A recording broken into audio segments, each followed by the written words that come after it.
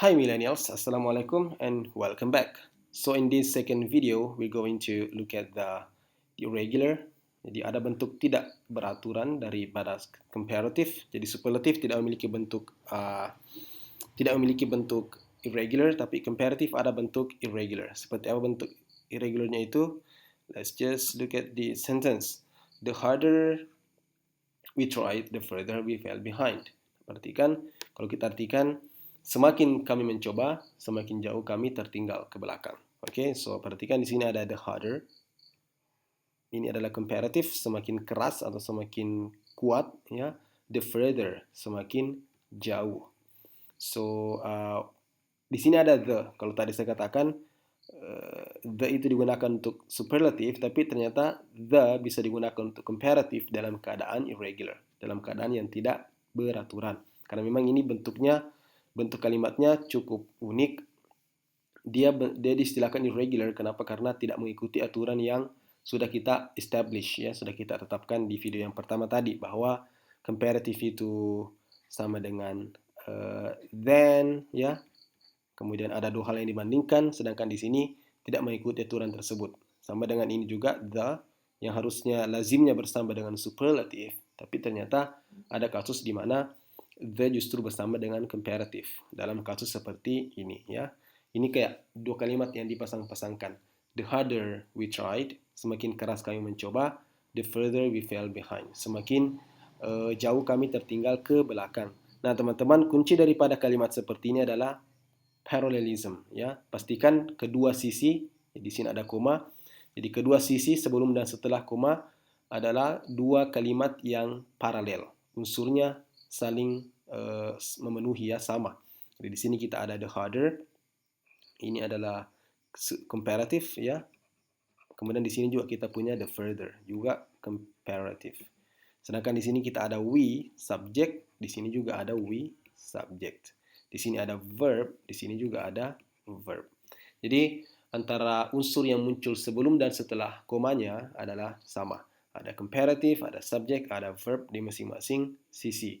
So that's what we call parallel. Ya, kemarin sudah dibahas oleh Mr. Mail apa itu parallelism, bagaimana cara membuat kalimat yang paralel.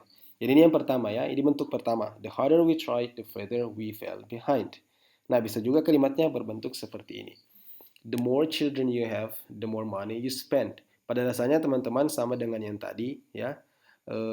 Kita menggunakan comparative dalam konteks yang irregular dan juga memasangkan dua kalimat yang unsurnya persis sama. Jadi di sini the more children, di sini ada apa? Di sini sudah, kalau tadi kita selalu menggunakan comparative dengan kata sifat, ya. Kali ini karena di irregular kita tidak menggunakan comparative untuk kata sifat, melainkan untuk kata benda. Jadi the more children atau semakin banyak, ya, semakin banyak anak yang kamu punya, the more money, semakin banyak uang yang kamu pakai atau yang kamu belanjakan. Di sini juga pakai the more money, bukan lagi adjective tapi noun. Sama dengan di sini noun. Jadi kita punya comparative-nya di sini, kemudian noun, kemudian subject, kemudian verb. Persis dengan di sini, comparative, kemudian noun, kemudian ada subject, kemudian ada verb. Jadi lagi-lagi kedua sisi adalah unsur kalimat yang persis paralel. Semua unsur yang ada di sebelum koma adalah ada juga di unsur kalimat yang ada setelah koma. That's parallel. Nah, ini kedua bentuk yang paling sering muncul juga di soal TOEFL, teman-teman sekalian. Ada lagi bentuk yang lain yang mungkin lebih simple daripada keduanya ini. Misalnya mungkin kita bisa katakan misalnya ini jargon politik, ya, seseorang politisi.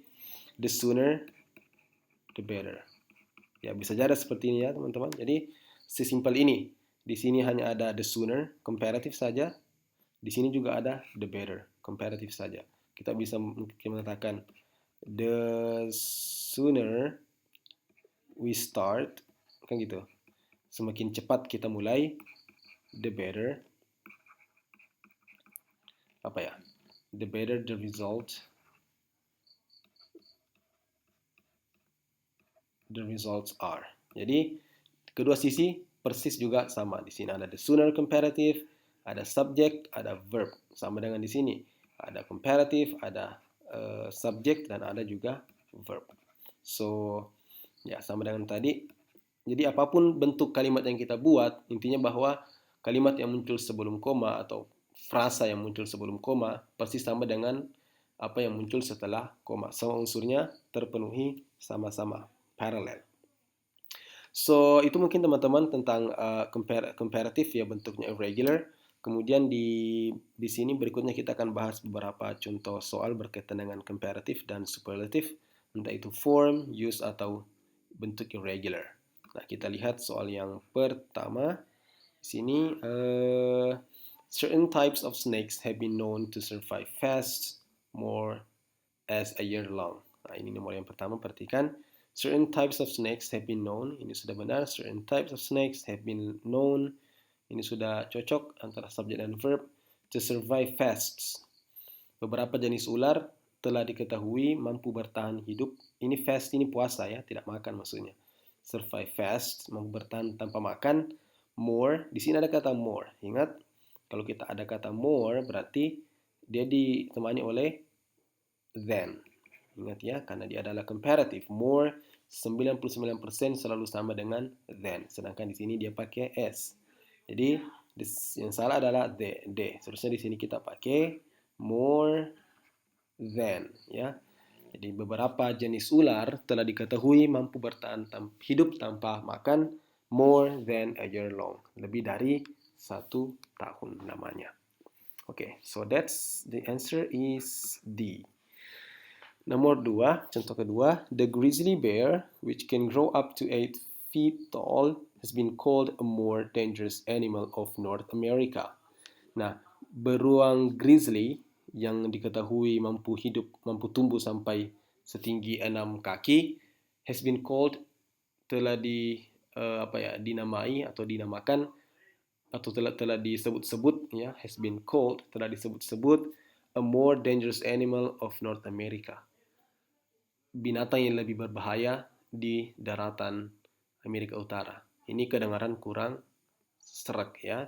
Karena di sini salah menggunakan more, harusnya di sini dia menggunakan had been called the most. Perhatikan di sini ada kata of ya. Ingat tadi salah satu pasangan daripada superlatif adalah kata of. Jadi kalau di belakang ada of, ada in, ada that, itu patut dicurigai boleh jadi adalah superlatif. Jadi beruang grizzly yang mampu tumbuh sampai 8 kaki telah disebut-sebut sebagai the most dangerous animal, binatang yang paling berbahaya di antara daratan Amerika Utara. Okay? Yep, the answer is D. Coba kita lihat soal berikutnya. Climate, soil type, and availability of water are the most critical factors. Then selecting the best type of grass for a lawn. Nah, perhatikan teman-teman, di sini ada kata the most critical, yang paling penting atau yang paling kritis ya, yang paling paling darurat, paling dibutuhkan. The most critical factors, kemudian ada then.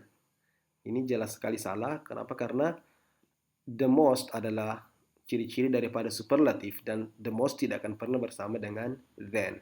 Then itu adalah ciri-ciri daripada comparative. So, di sini harusnya kita ganti menjadi in. Karena tadi salah satu pasangan daripada superlatif adalah in, ya.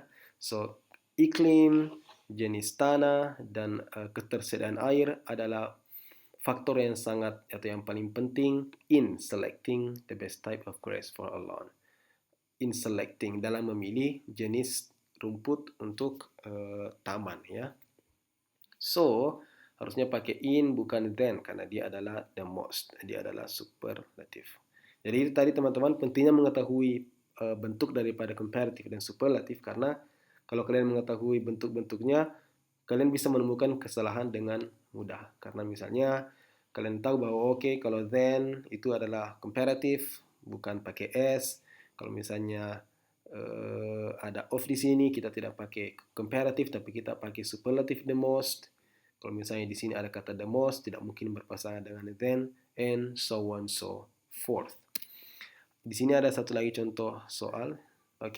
Ini juga sering muncul model-model yang seperti ini. The widely used natural fiber of all is cotton. Jadi perhatikan, the widely used natural fiber of all is cotton. Ini susah diartikan ya, karena memang kalimatnya salah. Seharusnya di sini the most, harus ada di sini the most.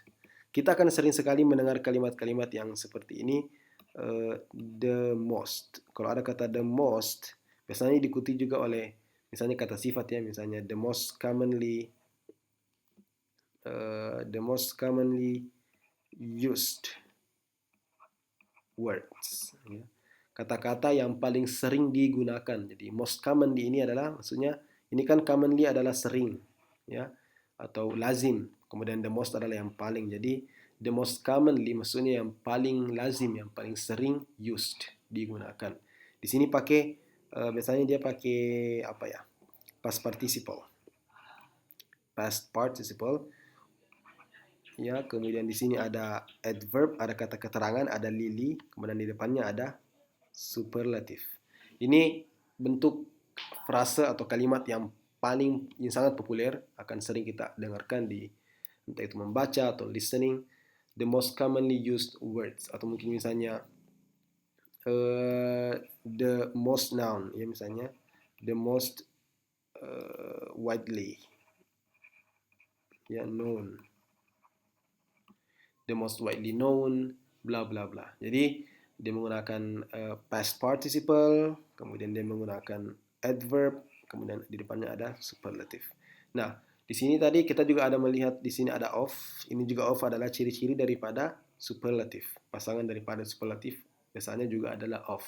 Jadi dengan demikian, okay, you can tell that there should be a superlative form in this sentence di depan sini. The most widely used natural fiber of all is cotton. Jadi benang, ya, fiber itu benang. Benang alami, the most widely used, yang paling sering digunakan, atau yang paling widely itu kayak yang paling banyak digunakannya, kayak menyebar luas. Jadi jenis benang alami yang paling luas digunakan oleh masyarakat adalah cotton. Oke, so ya cukup untuk contoh soal kita dan pembahasan soal mengenai comparative dan superlative. I hope it's clear enough. Kalau teman-teman masih ada pertanyaan seputar materi kita hari ini, as always, you are free to ask any questions related to our topic. Thank you so much for watching. You can learn anytime, anywhere. Mr. Hendra, out.